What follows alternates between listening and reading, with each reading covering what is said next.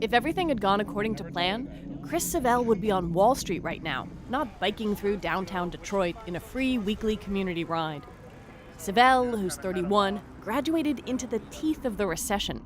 He's got $100,000 in student loan debt on his mind. What does $100,000 feel like? It sucks. Jessica Love Jordan is in a similar situation. She started college late and is now working on finishing her master's in addiction counseling.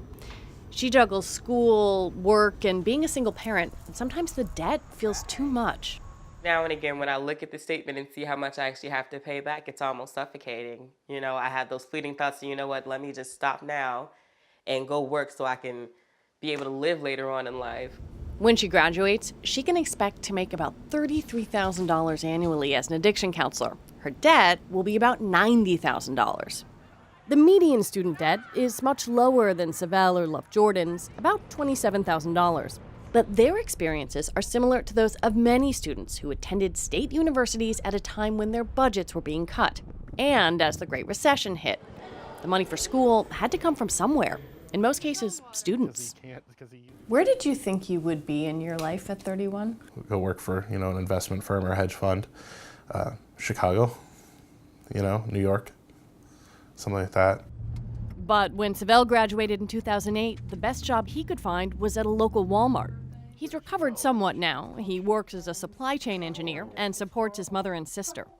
Temple University professor Sarah Goldrick-Robb has been researching the rising price of college for years.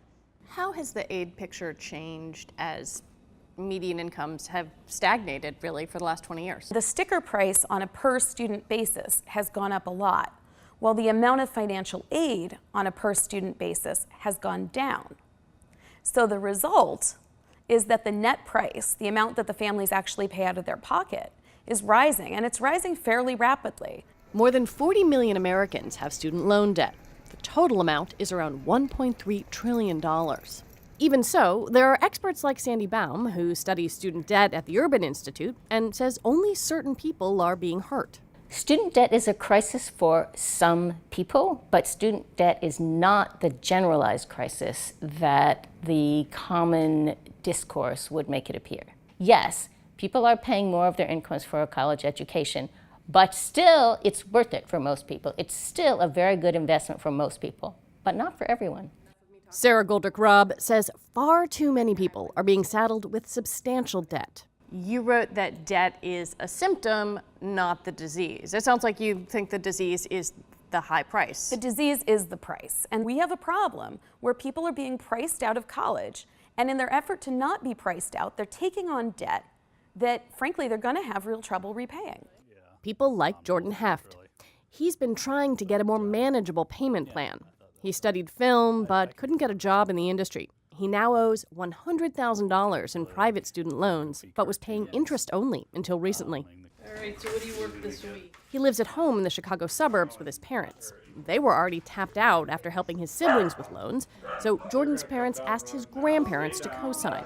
And when his debt piled up, the loan servicer came calling. My father co-signed for some of the kids' loans after Patrick and I were tapped out on co-signing for them. My father passed away, and within 60 days of my dad passing away, the private student loan vendors were calling my mom, harassing her, wanting her to pay the balance in full. The whole thing? The whole balance. And they were not in arrears at all. My mom called me crying, saying, I don't have that money, and they want me to pay this loan. I said, oh no. She must have been terrified. She was hysterical. Jordan Heft's loans are serviced by Navient, which spun off from Sallie Mae and now owns its student debt business. It's one of the nation's largest student debt servicers. The company handles both private and federal loans. Heft's loans are private, not federal, and had a high interest rate. So I told them, almost as a joke, I said, I can either have you guys lower my payments so I can make rent and then pay you, or I can live in my truck and make the full payments to you every month. And the woman on the phone, dead serious, told me, I don't want to tell you to have to live in your truck, but you might have to live in your truck. We asked Navient about that phone call, and they told us, quote, Our representative sympathizes with Mr. Heft, and the two establish a rapport in which she dismisses his facetious comment that he may need to live in his car. Our representative did not urge him to live in his car. Rather, she encourages him to consider a practical option, such as finding a roommate to split expenses.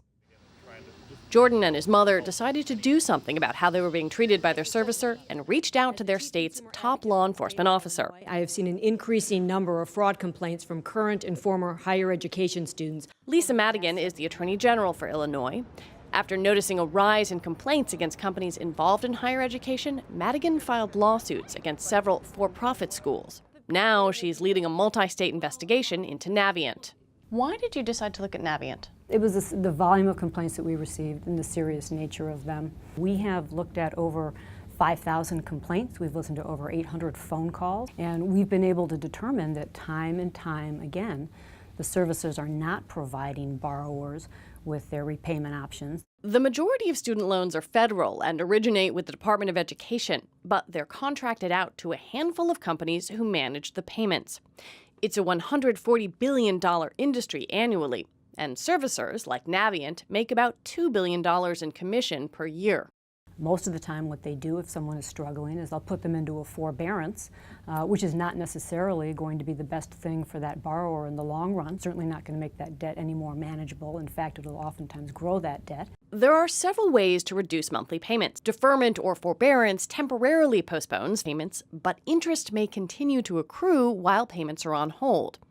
For federal loans, there are several income-based repayment options, where a borrower pays a portion of their discretionary income, from 10% down to 0 if they're unemployed. Madigan thinks servicers are pushing borrowers into forbearance. And unfortunately, the way it ends up working out is it's good for the servicer because they're incentivized through their compensation to get people through the process, but it is bad for the borrower, which is ultimately bad for that person's family and bad for our overall economy. Navient declined to comment directly on Madigan's investigation and instead sent us this statement. Navient is a leader in enrolling eligible borrowers into income-driven repayment programs. We've been strong advocates for streamlining the enrollment process to make it easier for borrowers. PBS NewsHour requested an interview with the Department of Education. It declined. The department pointed us to this policy memo suggesting servicers provide better information to borrowers, but any changes, if approved, wouldn't take effect until 2019.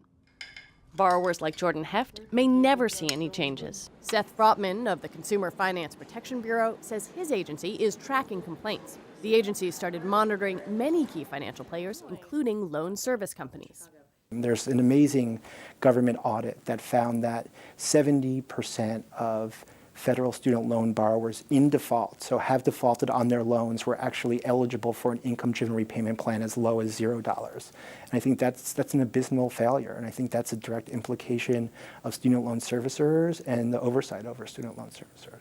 The borrowers most likely to default? Those with $10,000 or less in student loans. They have lower debt, but are less likely to have completed their degrees and may have lower earnings.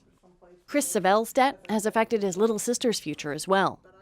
If it weren't for Chris's debt, do you think Katie would be in a four-year school now? I think she would. I think if she could see that she could get an education without having a lifetime of crushing debt, I think she would. The legacy of Chris Savel's debt will be with him, his sister, and his whole generation long after it's paid. For the PBS NewsHour, this is Lizzie O'Leary in Detroit.